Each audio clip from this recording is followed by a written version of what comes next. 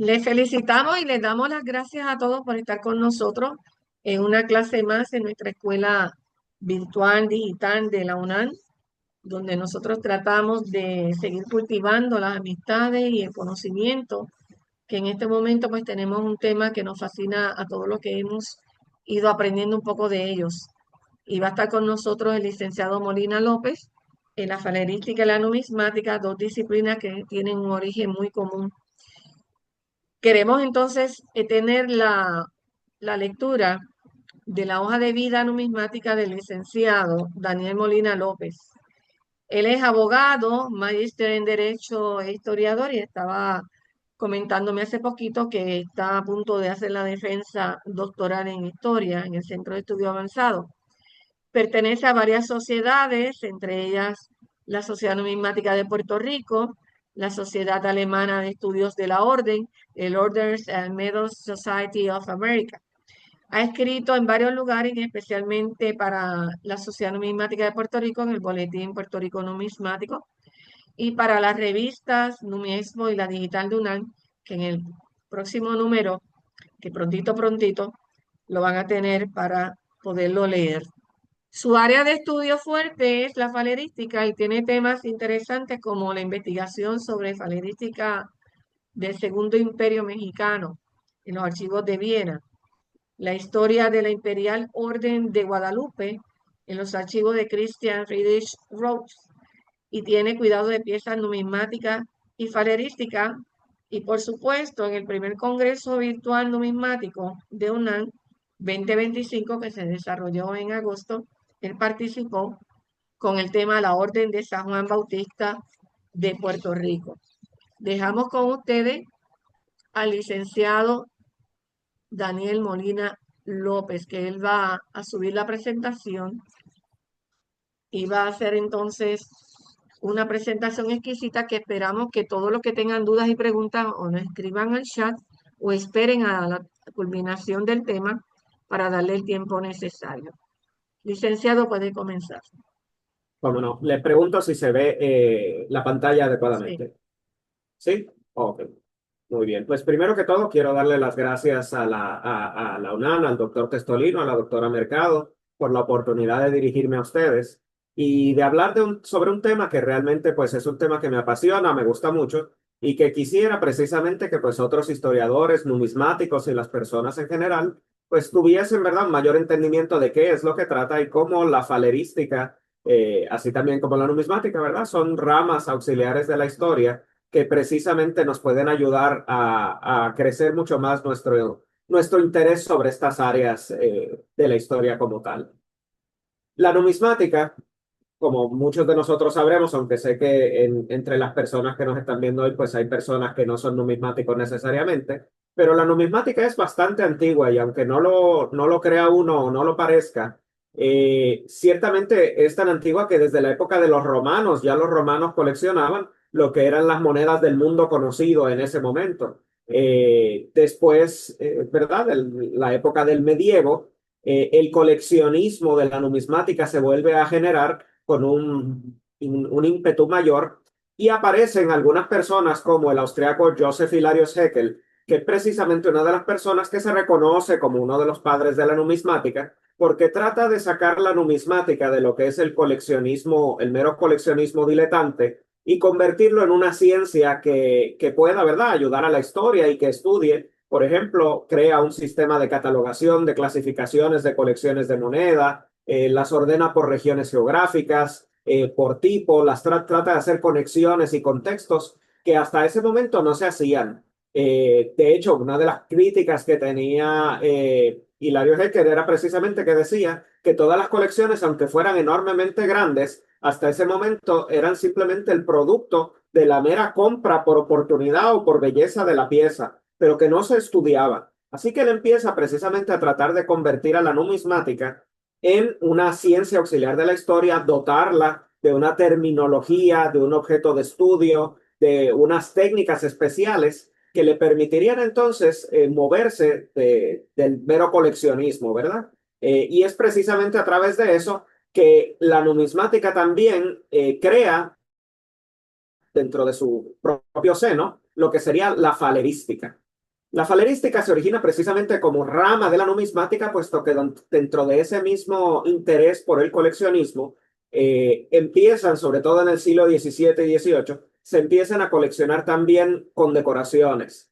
Lo que pasa es que no es una ciencia que se haya desarrollado tan rápidamente como la numismática. El origen de la palabra viene precisamente del griego tafalara, que eran unos discos que se entregaban en reconocimiento a los méritos particulares de una persona. Los romanos adoptan ese término y lo convierten entonces en falera. Podemos ver aquí a la izquierda una imagen en la que precisamente vemos varias de esas faleras que se colocaban en las lorigas, las armaduras, ¿no? Lo que sería el equivalente de la armadura del legionario romano, y es precisamente esas condecoraciones, ¿verdad? Si las podemos llamar así, las que van a ir cambiando a lo largo del tiempo y se convierten en lo que conocemos hoy en día como condecoraciones propiamente o como medallas. Por eso vemos entonces a la derecha, vemos una fotografía de un oficial con múltiples condecoraciones y en realidad se trata de lo mismo. Se trata de demostrar de alguna manera el honor o el haber participado en algún tipo de combate o de guerra. Así que precisamente la falerística, entonces, de lo que se va a ocupar es precisamente del estudio y la clasificación de manera científica de las órdenes y condecoraciones. La falerística, pues, empieza su propio camino, y a pesar de que se empieza a coleccionar desde el siglo XVIII, el término falerística no surge sino hasta el 1937 por un teórico que además había sido soldado y es un coleccionista checoslovaco que se llama Oldrich Pilk. Interesantemente, si todos ustedes tienen diccionarios de la Real Academia Española de la Lengua, no van a encontrar la palabra falerística porque fue admitida apenas en diciembre del año pasado. Así que se ha estado utilizando y múltiples diccionarios de otros países la han incorporado, pero en nuestro idioma, en el español, no tuvo acceso al diccionario de la Real Academia de la Lengua, sino hasta diciembre del año pasado. Y precisamente como decíamos, es el estudio de aquellos símbolos visibles y de honor o distinciones que son portables. Es importante que recordemos esta definición porque a lo largo de la conferencia pues vamos precisamente a ver cuáles son estas diferencias con otras cosas, como por ejemplo la medallística.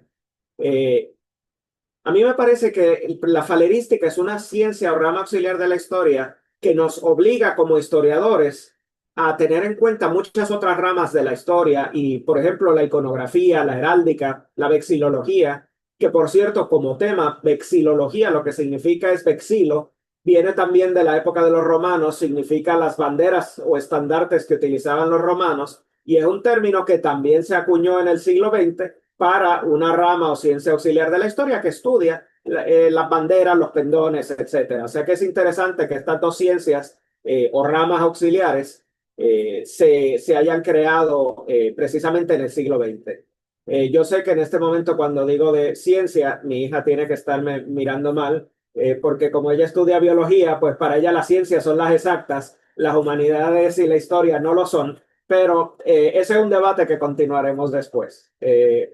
Aquí en la pantalla pues podemos ver precisamente una orden que se llama la Orden de San Esteban de Hungría.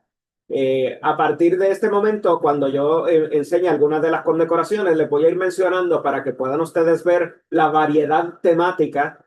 Ustedes puedan también analizar la variedad iconológica, ¿verdad? Que se puede ver en cada una de las condecoraciones que tenemos.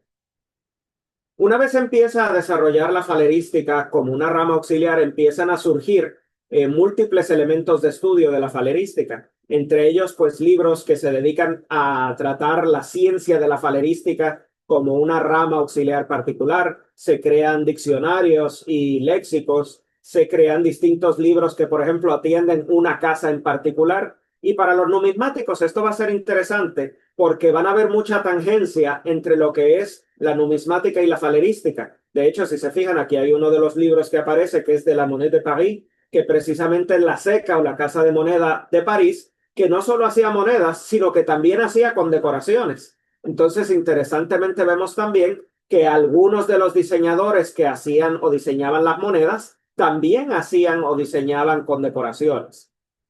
Entre otros libros, pues por ejemplo, empiezan a aparecer libros que se dedican exclusivamente a dar tipologías dentro de algún tipo de condecoración en particular. Este, por ejemplo, que acabo de poner en pantalla, es precisamente de la Cruz de Hierro y solamente tiene tres de las épocas de emisión. La Cruz de Hierro se emite en 1813, 1870, 1914 y 1939.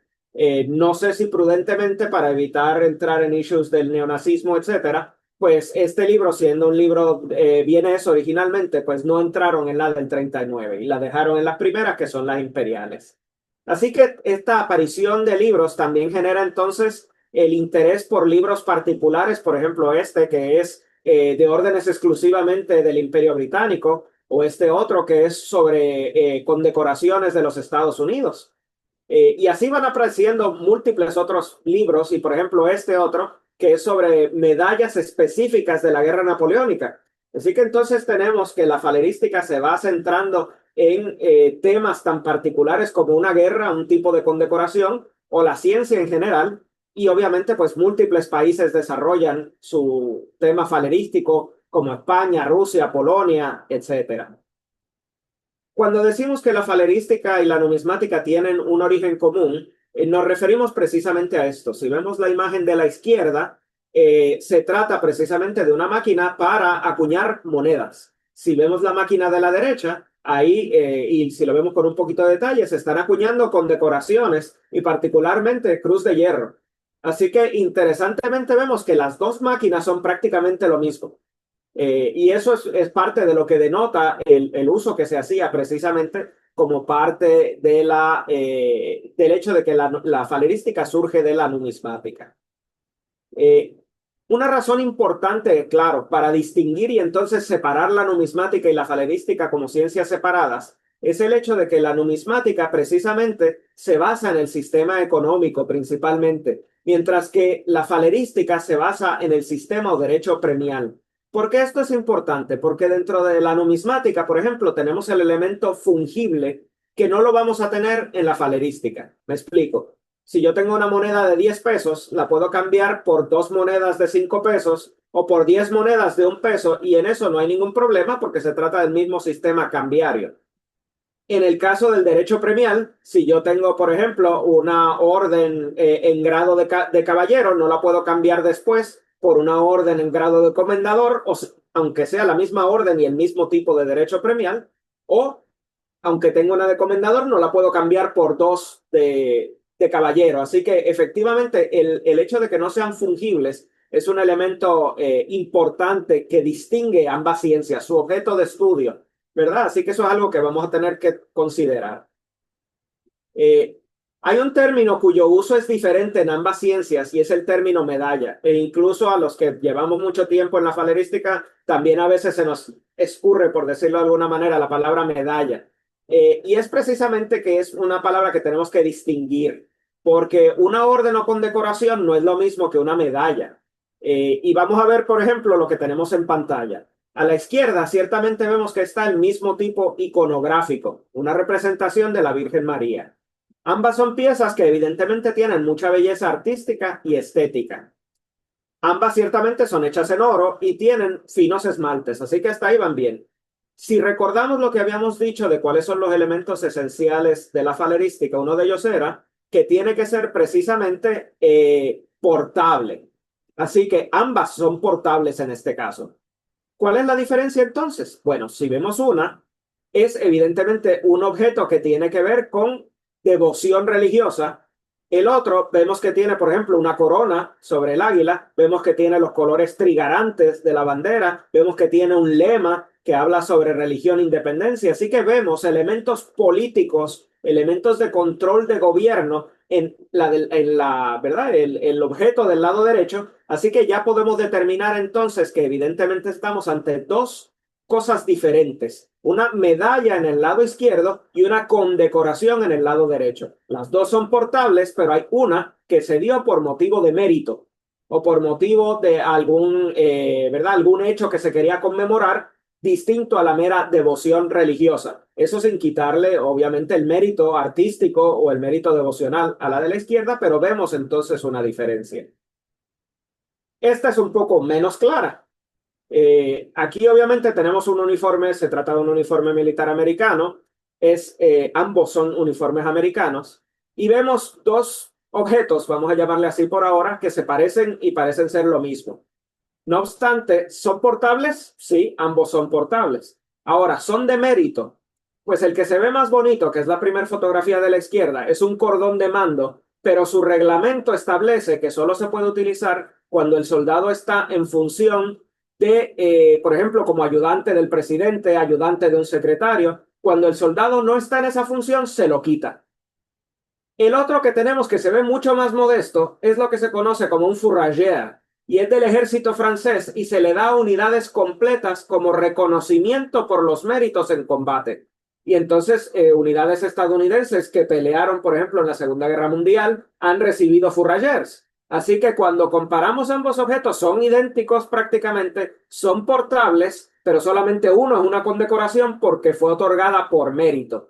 Así que esa es la diferencia entonces entre lo que es un mero cordón y un fourragère.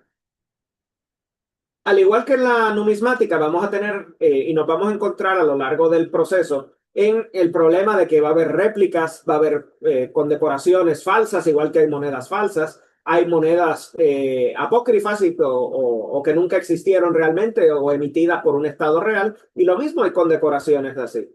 En este caso en particular, pues llamo su atención a la condecoración que aparece en el centro. Es la medalla conmemorativa de la campaña de 1870 de Prusia. Si se fijan, en la medalla que aparece en la parte superior y la que aparece en la parte inferior se ven sumamente similares. El problema es que después de la Segunda Guerra Mundial, muchos troqueles originales cayeron en manos de personas con pocos escrúpulos y en lugar de decir que se trata de una condecoración moderna o hecha hoy en día, las venden como si fueran condecoraciones reales, porque efectivamente el metal, ¿verdad? De la condecoración que está en la parte de abajo es bronce, igual que la de arriba. Los dos troqueles que son utilizados son los correctos. La única manera que tenemos es precisamente empezar a conocer la historia y como historiadores, por eso es que digo que la falerística nos requiere conocer mucho. Si se fijan, el canto de esa condecoración tiene algo escrito que la réplica o la falsificación que aparece abajo no lo tiene. Y es porque la persona que hizo la falsificación tiene los dos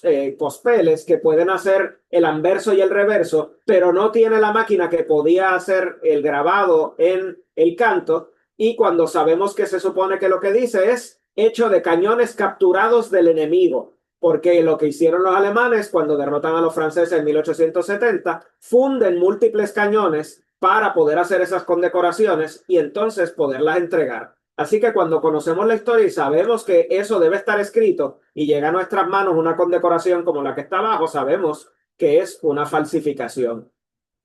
Otro elemento común que vamos a ver entre la numismática y la falerística es el hecho de que, pues, por ejemplo, hay muchas secas. Un país puede tener múltiples secas haciendo distintas monedas. Por ejemplo, actualmente en los Estados Unidos, pues están las secas de Denver, Filadelfia, San Francisco y West Point Mint. Y cada una de ellas, pues, emite el mismo tipo de moneda, pero le pone una letra pequeñita para identificar que fue acuñada ahí. Hay países incluso que llegaron a tener decenas de secas oficiales operando a la misma vez. En el caso de las condecoraciones, vamos a tener lo mismo, que las múltiples secas podían emitir condecoraciones, pero con el agravante de que también vamos a encontrar múltiples manufactureros distintos. Por ejemplo, vamos a tener joyeros, vamos a tener manufactureros que recibían la autorización de un rey, de un gobernante, para hacer precisamente para hacer condecoraciones. Aquí si nos fijamos en esta imagen detenidamente, vemos que hay unas pequeñas diferencias, por ejemplo, en la corona. Se trata esta de la misma orden, es la orden de San Sava de Serbia y es la misma clase, la clase de caballero. Pero si nos fijamos, la corona es un poco diferente, al igual que lo que une la corona con la medalla en sí, o la condecoración más bien. Y si nos fijamos incluso, el santo, ¿verdad? La representación iconográfica del santo es distinta. En el de la izquierda aparece en rojo y en el de la derecha aparece en verde. Claro, ustedes me preguntarán, bueno, ¿y hay tanta variedad como para que se requiera? Pues sí, aquí tenemos una imagen que muestra múltiples casas que fueron autorizadas para hacer el mismo tipo de condecoración. Podemos ver las diferencias iconográficas en cada una de las representaciones, a pesar de que se parecen, porque, por ejemplo, todas tienen la casulla roja, pero vemos casas, por ejemplo, como la de Rothe, como Jacob Laser, como Bertrand, o sea, casas que van desde Viena, Alemania, Francia y hacían estas condecoraciones. O vemos, por ejemplo, este que cambió totalmente y está en verde, que es de Hugeninen-Fels. Así que ese es un elemento que hay que conocer para que sepamos que no estamos ante una falsificación, sino el hecho de que no veamos uniformidad en la iconografía, pues lo que quiere decir en la falerística es precisamente que podemos estar ante varias casas manufactureras. Al igual que en la numismática, vamos a encontrar múltiples tipos de marcas diferentes, que pueden ser marca de la seca, marca de la casa de ensayo, el país de origen, los materiales, la pureza, el grabador, etcétera. Así que siempre cuando hacemos un análisis falerístico tenemos que ver con mucho detalle, porque ciertamente podemos perdernos algún tipo de marca. Por ejemplo, en esta fotografía, si se fijan, aparecen las iniciales ET sobre una hoja y miren qué pequeño es, ¿verdad? Las hojas que aparecen precisamente en la parte superior de la condecoración. Y esta es una condecoración que se utiliza en el cuello, que es la Orden de San Carlos III de España, que viene también en distintos grados, caballero, etcétera, pero esta en particular se usa en el cuello. Aquí en esta fotografía podemos ver varias de los distintos sitios en los que aparecen las marcas que les acabo de mencionar, donde se identifican los manufactureros, el porciento de plata que existe. Así que encontramos mucha similitud ahí con la numismática. A mí me gusta decir que no estamos solos cuando estudiamos la falerística porque tenemos la compañía de muchos libros. En este caso en particular, pues vemos algunos de ellos, que es precisamente sobre las marcas de los manufactureros. El de la izquierda es exclusivamente sobre marcas de manufactureros de Alemania desde 1813 a 1957. El del centro precisamente es un libro sobre joyeros, porque como les decía, hay múltiples joyeros que también hacían condecoraciones, así que tenemos que conocer sus marcas, las fechas en las que estuvieron activos. Y el último libro que tiene que ver con las órdenes y decoraciones del Imperio Austrohúngaro. O sea que vemos que hay toda una serie de libros que nos pueden ayudar en esa parte.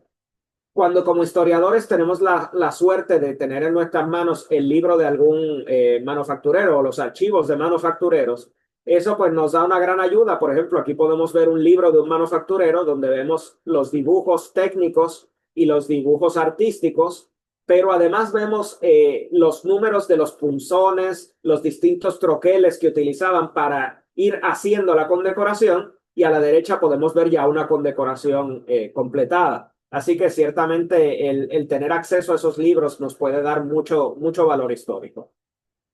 También es importante tener y conocer libros de la época, porque dentro de ellos se nos puede dar muchas veces información adicional sobre los distintos tipos de condecoraciones que había. En este caso, vemos una imagen de un libro bastante de 1870 y pico, que tiene las distintas clases de la Orden del Águila Roja, y podemos ver esa orden también. Entonces a la izquierda vemos la estrella como tal y dos cruces de grados diferentes, la de tercera clase y cuarta clase. Así que estos libros nos van a proveer información visual para poder confirmar lo que nosotros tenemos.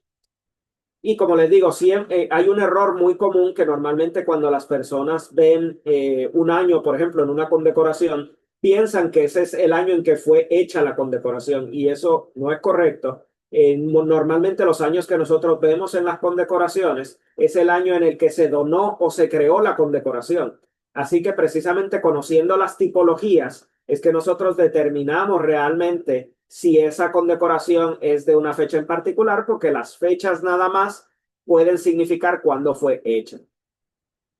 En este caso estamos viendo, por ejemplo, precisamente otro elemento dentro de la falerística, que es el hecho de que muchas de estas órdenes se daban en distintas clases. Aquí vemos, por ejemplo, de México, la distinguida Orden Imperial de Guadalupe, y de izquierda a derecha vemos que está precisamente el grado de caballero, el grado de oficial, la encomienda o comendador que se usa en el cuello, y el conjunto de Gran Cruz, que es precisamente una cruz y una estrella.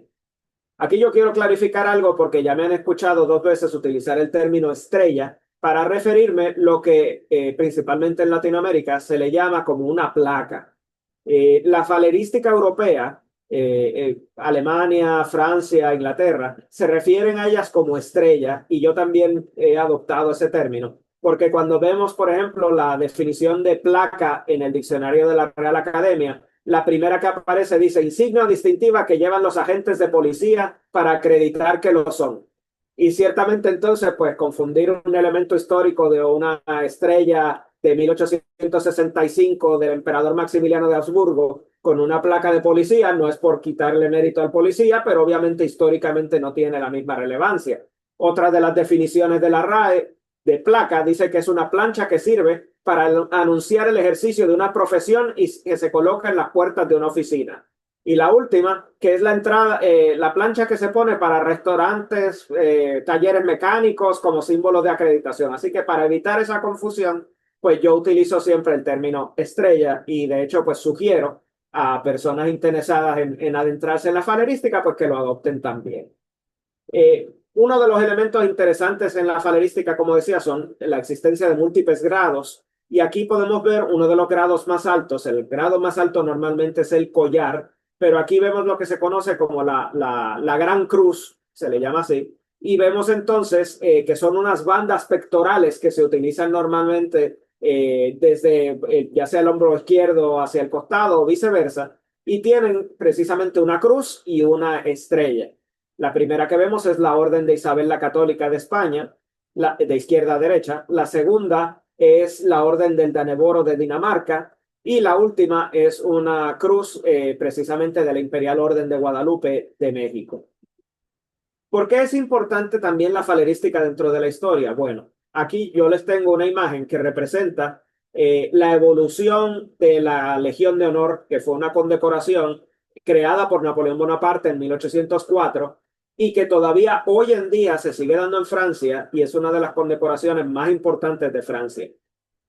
Con esta condecoración podríamos dar una clase de historiografía precisamente sobre la historia de la Francia desde la guerra napoleónica hasta nuestros días. Sin entrar en eso, porque no es necesario, pero les quiero llamar la atención, por ejemplo, ustedes podrían ver cuando aparecen y desaparecen las coronas. Eso ya les da una idea de que esa condecoración es emitida en la época que hay una república y no un imperio o un reino. Así que si vemos 1804 es antes de que Napoleón se erija como emperador. Si vemos después, por ejemplo, 1848 es cuando su sobrino Napoleón III está en la época republicana, todavía tampoco se ha hecho emperador y por lo tanto no tiene corona. Y vemos después 1870 y de ahí en adelante, que ya se trata entonces solamente de repúblicas, como las coronas cambian por lo que se conoce como un verticilo, que es una corona vegetal que se pone en la parte superior de la medalla.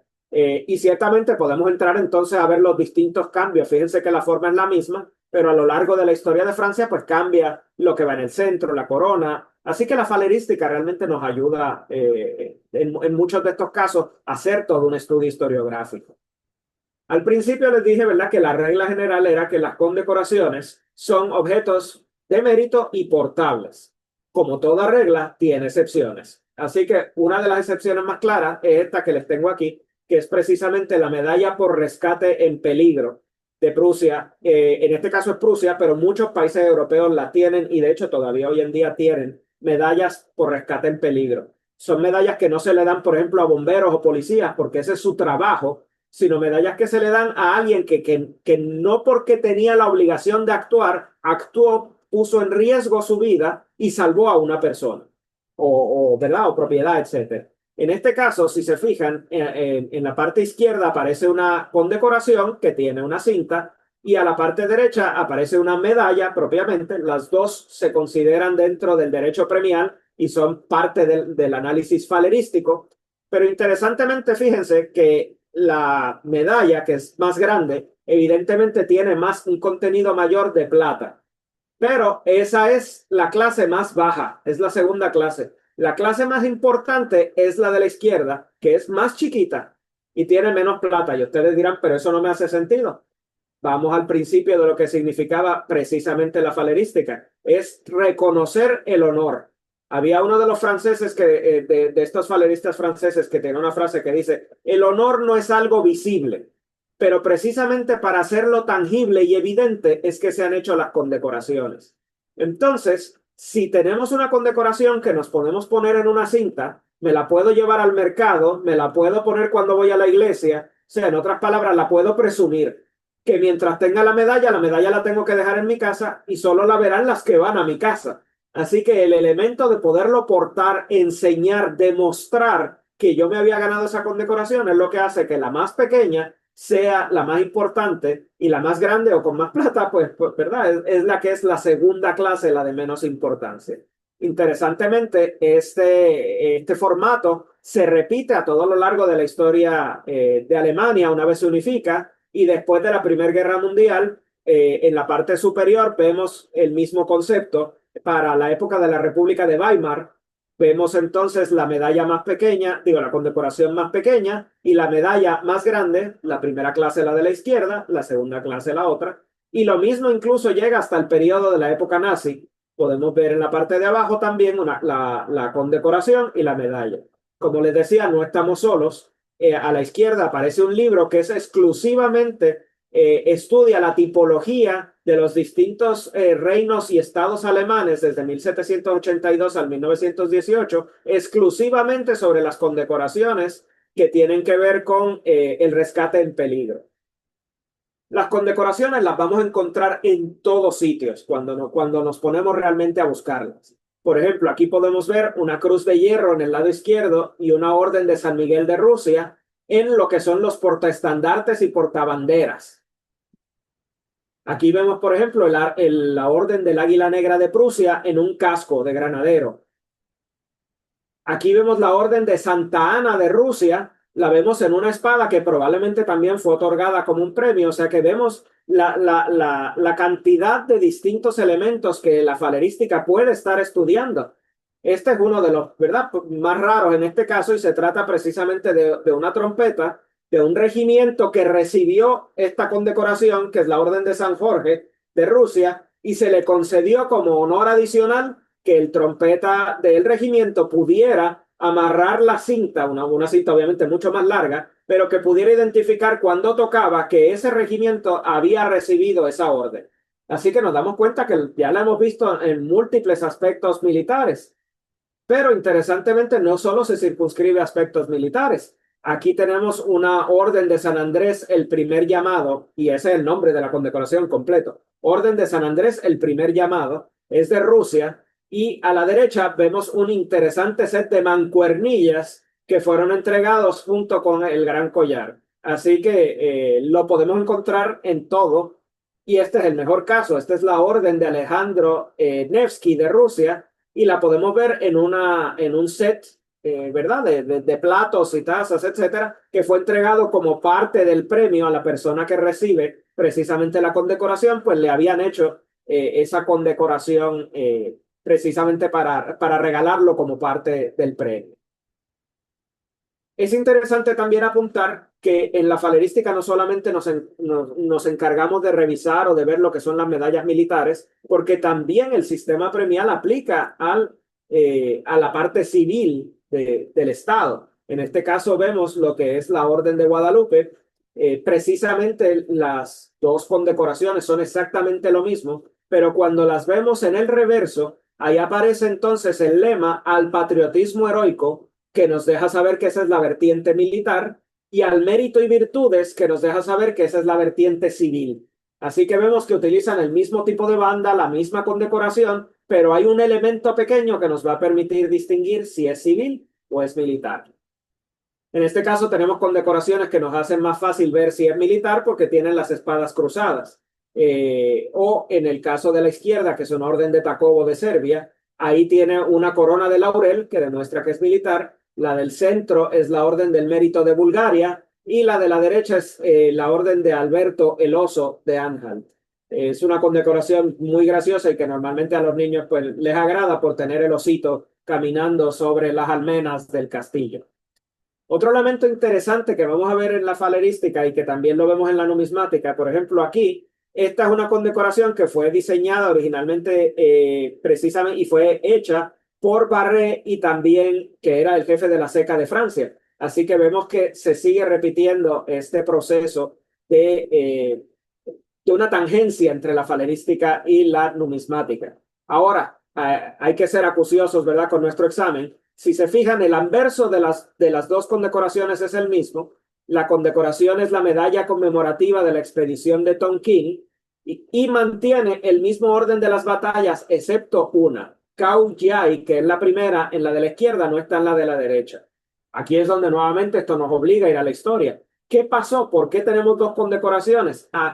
Porque en Khao Yai fue una batalla en la que estuvo la Marina francesa, perdió y le fue tan mal que hasta le decapitaron a su capitán, al que mandaba las tropas, y le cortaron las manos y fue horrible. Pues los marinos franceses querían tenerla para recordar eso y el ejército francés dijo, yo no estuve ahí, a mí no me la pongan, no me la achaquen, no la quiero. Y entonces, cuando uno recibe una condecoración de este tipo y la ve, ¿verdad? Y la examina, si ve que tiene Khao Yai, sabe que es una condecoración que fue entregada a un marino francés. Si no lo tiene, ya sabe automáticamente que se trata de una del ejército francés. Así que ese tipo de elementos nos permite con la historia, pues, ir conociendo mucho más de las medallas que simplemente verla de la forma de la iconografía que tiene. Otro elemento importante que distingue ciertamente la falerística de la numismática es que en la falerística hay muchos otros elementos que van a ser importantes. Por ejemplo, las cintas. En este caso, la primer cinta es negra con rayas blancas, así que sabemos que se trata de una condecoración de la época imperial. Del mismo modo, la segunda es blanca con rayas negras. ¿Cuál es la diferencia? La primera fue entregada por actos de heroísmo o actos de valentía en combate. La segunda, que es la blanca, no. Eso lo que quiere decir, por ejemplo, piensen ustedes en un médico que estaba tratando personas en la retaguardia. Hizo algún acto de heroísmo, pero como no era en el frente de batalla, la cinta es lo que va a distinguir y nos va a permitir conocer cuáles fueron los méritos de uno y del otro. Obviamente vemos que tiene la fecha 1813. Recuerden que le había dicho que esas fechas no necesariamente quieren decir cuándo se hizo la condecoración. Vemos la última que tiene 1813 y una cinta roja. Ya de entrada sabemos entonces que no se trata de la condecoración en la época imperial y por lo tanto podemos, si viéramos el anverso, pues ya no tenemos ninguna duda. Tiene una svástica y tiene 1939. Pero incluso sin haberla visto ahí, de verla de lejos por la cinta, ya podíamos decir, ¿verdad?, a qué emisión corresponde. Las cintas nos permiten también conocer, por ejemplo, a qué país o qué países dentro de una esfera de influencia de un país podía pertenecer. En este caso, ese tipo de banda que parece como una U y que pasa por detrás de la condecoración es típica de Prusia y de los países prusianos. Perdón, de Prusia y los demás estados alemanes. En este caso, la triangular es típica de lo que era Austria-Hungría y los países bajo la esfera de influencia de Austria-Hungría. En el caso pentagonal, estamos precisamente ante condecoraciones rusas o que estaban en la influencia de la Unión Soviética. Y este que es lo que se conoce como el Court Mounted, que es del Reino Unido y de todo lo que era el Commonwealth británico. Nuevamente, no estamos solos, tenemos múltiples libros que tratan precisamente sobre las cintas, las bandas. Vemos en la extrema izquierda uno que es exclusivamente sobre Alemania, en el centro uno de Inglaterra y a la derecha uno que combina Alemania y Austria y hablan precisamente sobre las cintas y bandas. Otro elemento importante de la falerística es que nosotros tenemos que estudiar los estuches en los que se entregan las condecoraciones. Esto tiende a ser una diferencia importante con la numismática porque normalmente las monedas pues han circulado salvo que sean monedas conmemorativas o primeros issues, etcétera, que entonces sí van a venir con una caja. Pero de ordinario las condecoraciones sí se entregan con algún tipo de estuche que nos provee información sobre el manufacturero, la época. Y eso puede ser importante porque, por ejemplo, la condecoración que tenemos aquí es la Orden de la Corona de Italia. Y es importante porque hubo dos Humbertos que fueron reyes de Italia. Entonces la condecoración no cambió a lo largo de estos reinados y a veces a través del estudio del estuche es que podemos determinar entonces a qué periodo corresponde, porque ciertamente pues los dos siendo Humbertos, los dos tenían el mismo tipo al tener la misma inicial, pues las cajas es lo único que nos va a permitir diferenciarlas. Otro elemento importante son precisamente los títulos de concesión o los diplomas de concesión. Muchas de estas órdenes, incluso las más bajitas, se daban con algún tipo de certificado que evidenciaría que la persona que estaba recibiendo la condecoración, pues era efectivamente el agraciado de ella. Nuevamente, no estamos solos, hay libros que se dedican, por ejemplo, este de la izquierda, que solamente habla y tiene las imágenes de distintos documentos de autorización y de premios, con cientos de imágenes de ellas, o el libro que aparece a la derecha sobre las órdenes de Serbia y Yugoslavia, que es mucho más amplio. Ese libro atiende no solo los certificados, sino los manufactureros, las diferencias tipológicas, cómo era que se utilizaba. O sea, libros mucho más complejos e interesantes. Y yo creo que el elemento que tal vez más nos distingue de la numismática es el hecho de que los grandes collares, como les decía, que son la orden más importante, el emblema más importante de una orden, de ordinario no solo tenían el gran collar, sino que tenían que utilizar lo que se conoce como un manto capitular. Así que aquí podemos ver una imagen donde se ve el rey de Prusia con el manto capitular de la orden del águila negra y los collares. Claro, a estas alturas ustedes me van a decir, no, no, no, pero ¿para qué yo estoy viendo eso si es totalmente decimonónico? Eso ya no se utiliza hoy en día. Pues no.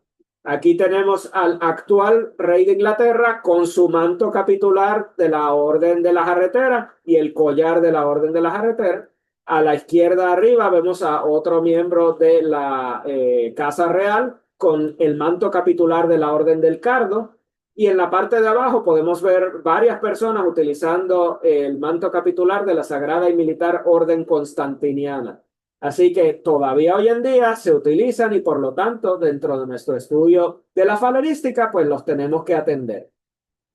No estamos solos, existen múltiples libros también, como este que es sobre los grandes collares de la época napoleónica, o este otro que es español sobre la historia de los trajes y condecoraciones de caballería, muy interesante. Claro, hasta ahora hemos hablado de las condecoraciones individuales. Cuando llega a nuestras manos un pasador, eso es como tener un libro. ¿Por qué? Porque podemos estudiar, aunque no sepamos quién realmente es la persona que recibió ese pasador, podemos reconstruir su vida prácticamente. Por ejemplo, en el pasador de arriba podemos ver un pasador de un soldado que estuvo en las guerras de unificación de Alemania. En la de abajo podemos ver uno que estuvo en la guerra de los Balcanes y la Primera Guerra Mundial de Serbia. O en la derecha podemos ver uno que sirvió con varias barras ¿verdad? Durante la guerra con los Boers en Sudáfrica, etcétera. O sea que podemos reconstruir toda una vida militar o civil, porque también hay, como dije, condecoraciones civiles, a partir de lo que vemos en esos pasadores. Un elemento importante cuando hacemos un análisis falerístico, que ahí es totalmente igual, o verdad que cuando hacemos un análisis numismático, es precisamente crear buenas fichas, ya sea para nuestras colecciones, si es que tenemos, o las colecciones de terceros, o si ayudamos a un museo a hacer su colección. Las fichas son muy importantes porque ahí es que vamos a verter lo que es la información importante de la fecha, cuándo se hizo, tipo de emisión, y una ficha numismática nos puede servir para empezar en una colección falerística. Claro, hay múltiples términos que sí van a cambiar, que nos conviene ir abriendo, por ejemplo, nuestro propio diccionario en distintas lenguas según los idiomas que nosotros queramos leer y buscar para poder tener una coincidencia de los temas. Otro elemento importante es tener acceso o poder obtener, por ejemplo, los libros de casas de subasta o algo por el estilo. ¿Por qué? Porque en ocasiones las casas de subasta nos dan solamente el precio, por ejemplo, pero en otros nos van a dar, como vemos en la parte izquierda, una gran cantidad de información sobre pues ese tipo de condecoración, a quién se le entregó, y a partir de ahí podemos nosotros entonces también reconstruir la historia de esa condecoración que estemos estudiando. Tenemos, como dije, ¿verdad? Pues hay diccionarios, muchos diccionarios, por ejemplo, este glosario numismático se utiliza precisamente en la falerística, aunque hay algunos términos pues que variamos. O tenemos otro como este, el último que aparece a la derecha, que es el diccionario de argot, falerística y afines. Y nótese que los afines son prácticamente todo: numismática, joyería, heráldico. O sea que por eso es que digo que la falerística nos fuerza a los historiadores a hacer acopio de múltiples destrezas. A medida que nos adentramos en la falerística, pues es importante empezar a comprender cómo es que se hacen esas condecoraciones, y para eso entender cómo son los esmaltes, qué es lo que se hace al esmaltar. Es muy importante porque de ordinario se tienen las grandes cruces, las cruces de oficiales usan precisamente el esmalte, o aprender también cómo cuidar los metales. Nótese que hasta ahora solo hemos hablado de Europa. Hay que atender, obviamente, que no solo Europa tiene condecoraciones, sino todo el mundo. América Latina tiene, Asia, etcétera. Entonces aquí, por ejemplo, podemos ver la Orden del Tesoro Sagrado de Japón, y a la izquierda, y a la derecha la Orden del León y el Sol, que es de Persia. Existen múltiples libros también que nos van a ayudar a poder hacer nuestro estudio, por ejemplo, este de Orders and Medals de Japón y de los Estados Asociados, o el de la derecha, que tiene que ver precisamente con las medallas y las órdenes del Imperio Otomano. En ocasiones tendremos libros que están en idiomas que nosotros podemos leer sobre temas que nos interesan, pero a veces tendremos que comprar libros que, pues, aunque no los entendamos, gracias a Dios hoy en día pues ya están los teléfonos inteligentes y muchas otras cosas que nos permiten tomarle fotografía, por ejemplo, a una página y traducirlo, y así podemos entender. Así que mi recomendación es, incluso si llega a sus manos un libro en un idioma que ustedes no conocen, lo pueden comprar porque eventualmente les va a ser de utilidad. Claro, les advierto desde ahora, una de las grandes dificultades es traducir los libros del Farsi, por ejemplo. Aquí tenemos un libro que está en Farsi, que es sobre precisamente las órdenes de el Imperio Qajar de Persia. A la derecha tenemos uno en inglés, que es sobre las órdenes del Imperio bajo la dinastía Pahlavi. Así que para poder reconstruir la falerística persa, pues tenemos que pasar la dificultad con los primeros imperios y tal vez no tanto problema con el segundo. Ciertamente, la falerística y sobre todo en las órdenes más importantes se convierten en verdaderas joyas. Aquí podemos ver, por ejemplo, varias de ellas que tienen rubíes, que tienen diamantes, zafiros. La primera que vemos es la cruz de la Orden de Santa Isabel de Baviera. En la parte superior está la cruz de la Orden de la Casa de Hohenzollern en Prusia. Abajo la estrella de la Orden de San Andrés de Rusia. Y a la derecha una cruz de la Legión de Honor de Francia. Pero yo quiero darles, ¿verdad?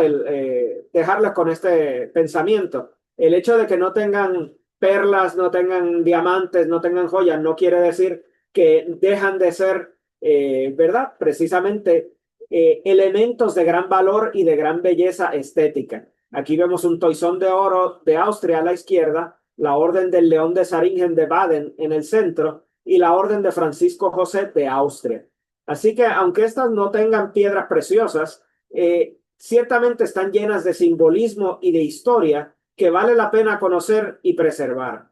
Así que yo espero que dentro del rollo que les he tirado, pues espero que algo de interés les dé. Les puedo asegurar que como historiadores o como numismáticos tienen ya un pie adelantado en el sentido de que precisamente todo lo que podemos hacer como un falerista puede ser expandido a través del trabajo que ustedes hagan.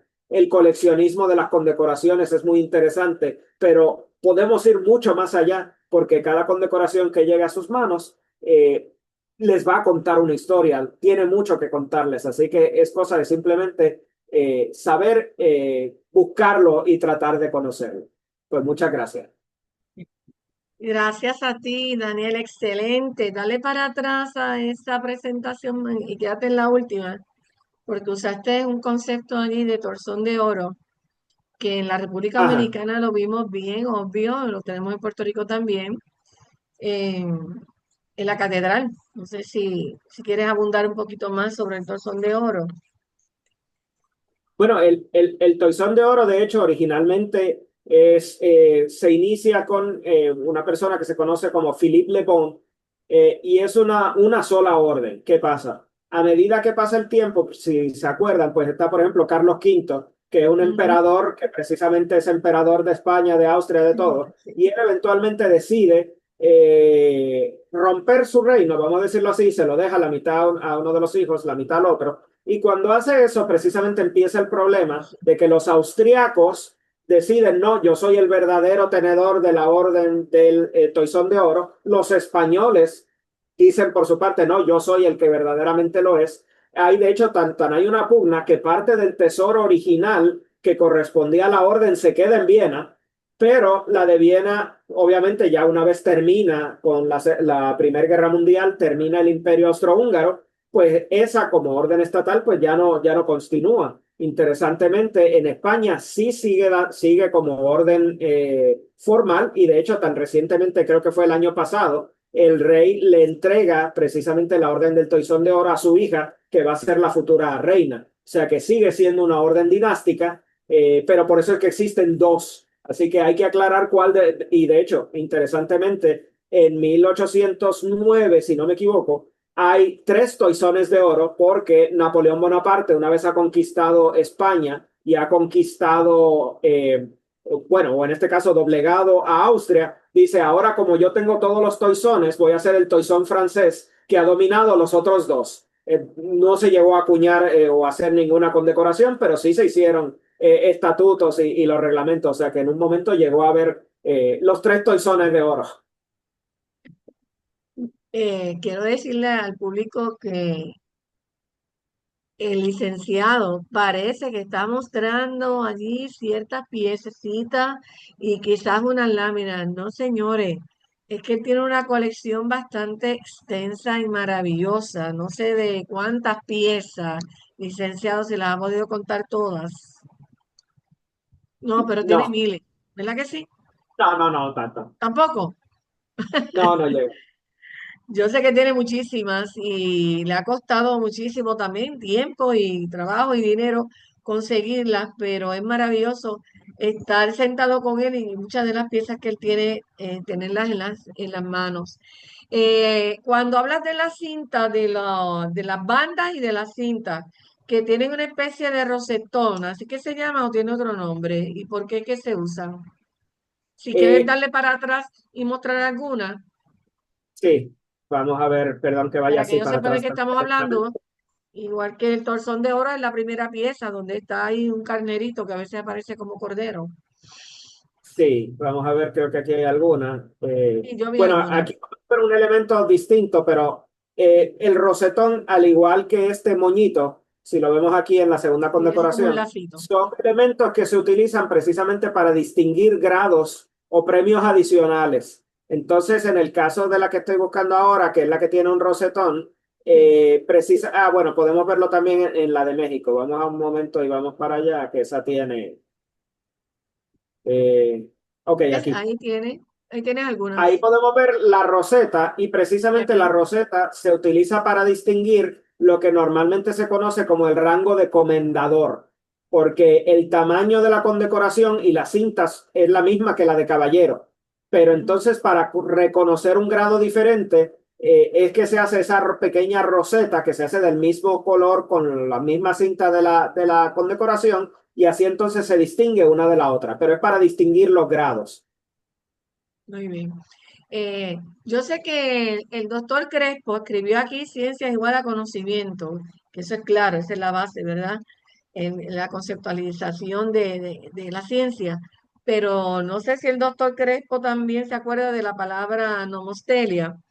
Y tú estabas mencionando que la falerística no es hasta hace poco que la RAE la tiene. Eso nos pasa lo mismo con la nomostelia, que es un concepto que se inventaron hace poco en este siglo XXI. Y yo quiero que el doctor Crespo pues hable de ese tema y de lo que él escribió. Saludos, ¿me oyen? Sí, Sí. Saludos, saludos. En primer lugar, yo quiero felicitar al compañero. Yo he hablado sobre estos temas de falerística.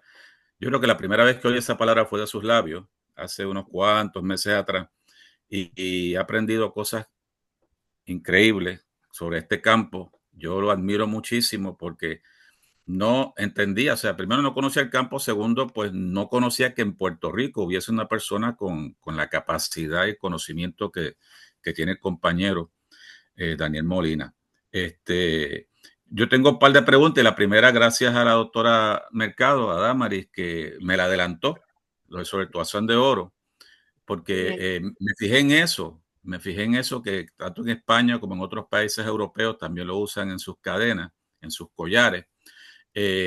Entonces, ahora acabo de entender que obviamente en la figura de Carlos V, que fue emperador, rey de España, para emperador de Europa, pues entonces fue que realmente se distribuye a las diferentes casas. Pregunto rapidito, Toazón de Oro, asumo que el nombre viene del francés, pero ¿se relaciona con el vellocino de oro de la mitología griega?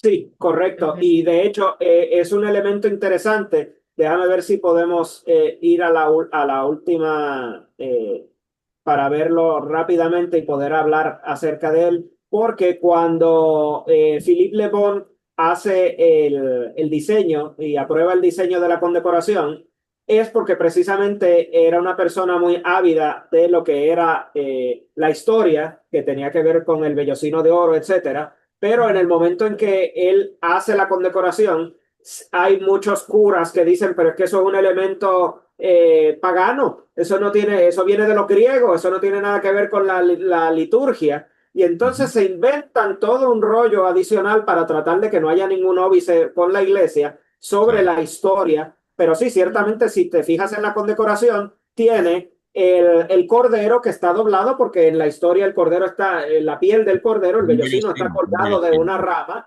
Si te fijas en la parte superior, lo que representa son las llamas del animal que dentro de la historiografía medieval se suponía que era como un dragón que cuidaba y que evitaba que tuvieras acceso al vellocino, ¿verdad? Y que es derrotado entonces. O sea que tiene toda una simbología pagana, entre comillas, pero es porque era una de las historias favoritas de él, que entonces le dan la vuelta y la convierten, y entonces por eso le ponen el eslogan, por ejemplo, Pretium non vile laborum, que lo que significa es algo así, se puede traducir como no es malo el trabajar o algo así, para decir que se estaba haciendo, ¿verdad? Por motivos de religión, pero no tenía, originalmente era porque simplemente le gustaba mucho la historia a Philippe Le Bon. Bien, mi última pregunta, mi segunda pregunta era, atrayendo el campo de la falerística a Puerto Rico, ¿verdad? Que es nuestra patria, obviamente la creación y otorgación de muchas de estas condecoraciones u órdenes tiene mucho que ver quizás con la independencia política, militar de los diferentes países y naciones. Hace rato en el chat alguna de las personas preguntó quién es el que autoriza otorgar estas cosas. Bueno, lo autorizan las autoridades, sean eclesiásticas, sean políticas como el gobierno, el Estado o militares. Por ejemplo, Puerto Rico, que nunca tuvo un ejército propio, ahora mismo está representado por el ejército de los Estados Unidos y antes de ello era el ejército español, pues Puerto Rico no otorgaba esto, lo otorgaba el ejército español. Y pienso que quizás, me corrige si estoy en error, que puedo estar en error, pienso que las únicas condecoraciones que vimos en el siglo XIX fueron las de los cuerpos de los voluntarios, ¿no? Que Alfonso XII, Alfonso XIII, pero eran españolas. Cualquier condecoración siglo XX pues fue bajo el ejército de los Estados Unidos, obviamente. Y en términos de órdenes, que eso es otra cosa, es otro nivel, órdenes, yo adelanto, ¿verdad? Que los que están, a los oyentes, sobre todo los que somos puertorriqueños y somos socios de la Sociedad Numismática de Puerto Rico, de que en nuestra revista anual de este año, que esperamos comenzar a distribuirla en una semana, hay un artículo del compañero Molina sobre una orden puertorriqueña, realmente puertorriqueña, y yo quería entonces, pues, callarme ya, pero que ponerte ese tema sobre la mesa. Hubo una orden puertorriqueña que tú documentas en ese artículo que está en Numiexpo 2025. Quisiera que hablaras un poquito de ella, por favor. Bueno, cómo no. De hecho, quisiera atender la pregunta de dos maneras breves. La primera, el derecho premial puertorriqueño sí tiene medallas y algunas condecoraciones a partir del 51 en adelante como parte del derecho premial. Yo estoy, de hecho, al presente haciendo una investigación sobre el derecho premial puertorriqueño, que espero en algún momento pues recabar la ayuda del Senado y de la legislatura de Puerto Rico para poderlo hacer. Pero yendo entonces más a la orden de Puerto Rico precisamente, es porque cuando se crea en Puerto Rico una orden a partir del 1937, porque se ve la necesidad de tratar de representar ciertos valores que se veían amenazados por la recién adquisición que hizo los Estados Unidos de Puerto Rico. Cuando uno de los gobernadores militares rinde su informe de Puerto Rico, lo que dice es, y lo cito, ¿verdad? Que la sociedad puertorriqueña se había formado de los descendientes de indios, de negros, de esclavos, de piratas, de la gente que había venido metida en algún barco como polizón, etcétera, lo cual pues obviamente le cayó muy mal a todos los puertorriqueños que decían, ves que nosotros tenemos de todo, no somos nada más eso que tú dices, nosotros tenemos gente que, ¿verdad? Sobrepasa ese estereotipo que nos quieren poner, y entonces se crea una asociación precisamente para proteger la historia de Puerto Rico. De esa asociación, posteriormente, se recibe una convocatoria para tratar de crear una orden puertorriqueña y precisamente la primera intención era crearla y que tuviera el nombre, por ejemplo, de la flor típica de Puerto Rico. Pero eso no pasó porque, al igual que el sistema precisamente de protocolo y el sistema falerístico y premial español, se pensaba que era mejor que tuviera, pues, por ejemplo, un santo patrono. Así que precisamente por eso la primera orden de Puerto Rico, y la única para todos esos efectos, porque todas las otras, como bien menciona el doctor Crespo, eran órdenes españolas. Esta es la primera que se crea en Puerto Rico, tiene su propio, al igual que las europeas, pues tiene un sistema de rangos, siendo la Gran Cruz el rango mayor, y el emblema es un emblema interesante precisamente porque es la orden de San Juan Bautista. Entonces representan lo que es el emblema de San Juan, que sería el cordero con la cruz sobre un libro con los sellos, que son todos los elementos iconográficos que nos permiten reconocer, ¿verdad? En este caso al santo particular, que sería el santo patrono. El problema es que la Orden de Puerto Rico tiene unos estatutos, vamos a ponerlo así, un poco anticuados, porque requerían para poder todavía tratar de pertenecer a la orden, y eso nunca se cambia, y estamos hablando que el último estatuto llega a 1951, requería aprobar nobleza de sangre o pureza de sangre y cosas por el estilo, que ya a estas alturas del proceso, ¿verdad? El Puerto Rico de los 50 no veía el estar en una orden que requiriese eso como un elemento realista. Así que se queda como una orden que nunca se canceló, nunca se dejó sin efecto, pero realmente no logró allegarse nuevos miembros, que es uno de los requisitos más importantes dentro del derecho premial, es darse a conocer y sobre todo en el caso de las órdenes, pues buscar más miembros. Y lamentablemente la orden, pues a medida que iban falleciendo sus diferentes miembros que la constituyeron, pues eventualmente quedó sin efecto, pero nunca se canceló. Y es la única orden de Puerto Rico. De hecho, lo que tenemos al presente son solamente fotografías. Yo traté de contactar, por ejemplo, a la familia de Ramírez de Arellano, a la familia de Hostos. Bueno, no traté, los contacté. En el caso de la familia de Ramírez de Arellano, desconocían de la orden. En el caso de la de Hostos, sí habían oído, pero nadie tiene condecoraciones. Así que lo que tenemos son solamente las imágenes que se hicieron, que aparecen en el reglamento de 1951 y unas reconstrucciones digitales que le agradezco a mi hija, que fue la que me ayudó a hacerlas. Licenciado, invitamos, como usted dijo al principio, y la plática que se dio sobre la Orden de San Juan Bautista de Puerto Rico está grabada, que se hizo en el Congreso, así que los interesados, vamos a tratar de enviarles el enlace para que usted entonces la escuche con calma y aprenda un poquito más sobre esa orden. Tengo bastantes personas en el chat, así que tenemos que ir acelerando un poquito. Oli tiene una pregunta. ¿Qué libro o publicación me recomienda acerca del tema? Pues yo creo que Oli ya te contestó la pregunta de tantos libros que te enseñó y te explicó que hay unos en español, pero que aquellos que son de otro idioma, tú lo que tienes que hacer es tomarle una fotografía a la página y buscarte uno de esos app o como le llamen de traductores que tienen los teléfonos para que te ayude a traducir en inglés o en español.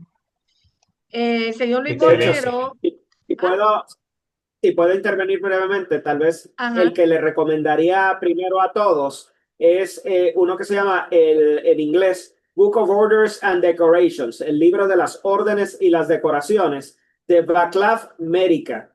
Ese es uno de los textos que se considera hoy en día que habla de la falerística ya como ciencia y lo establece cuáles son los elementos, etcétera. Así que esa sería mi recomendación para iniciarte ya en el campo. Perdón, Excelente. doctor. Gracias.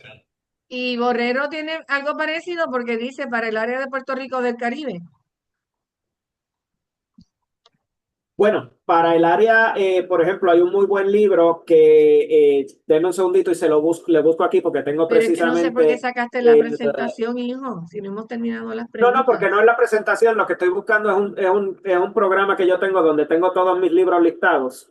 Y entonces, porque se llama From a Thankful Nation, de una nación agradecida. Y es un libro bastante gordo que trata sobre toda la falerística de Latinoamérica. Entonces va yendo con las distintas condecoraciones desde Argentina, a Perú, o sea, pasa por toda América. Y ese es un muy buen libro para aprender sobre falerística del continente. De hecho, este sugiere que por qué no escribes un libro sobre el área de Puerto Rico y del Caribe, ¿sabes?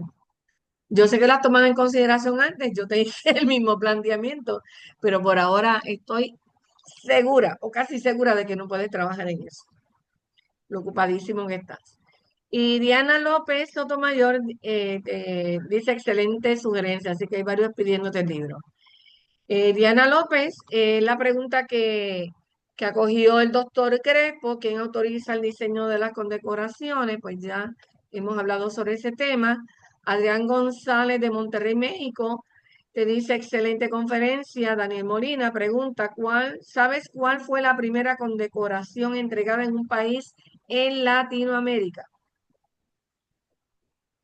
Bueno, lo que pasa es que realmente, si estamos hablando de las condecoraciones originales, tendrían que ser condecoraciones españolas. No, salvo que estemos hablando entonces de condecoraciones nacionales. Y ahí hay diferencia porque, por ejemplo, hay poblados. Recordemos que realmente las condecoraciones como nación van a empezar después de 1810, cuando empieza precisamente las luchas de independencia de cada uno de los países. Y entonces hay algunas ciudades que llegaron, por ejemplo, a emitir sus propias condecoraciones, ya no a nivel nacional. O sea que eso requiere un estudio.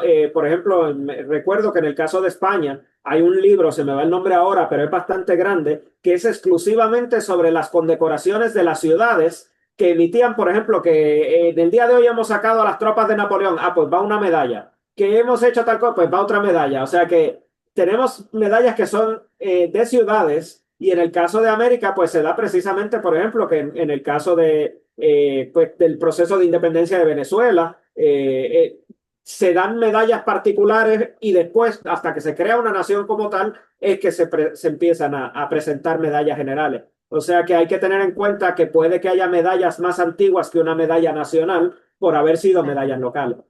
De hecho, hace poco don Carlos Torres Gandolfi escribió un libro, pero son más de áreas, como tú dices, pequeñas, ¿verdad? Y luego de independencia, de piezas que él posee.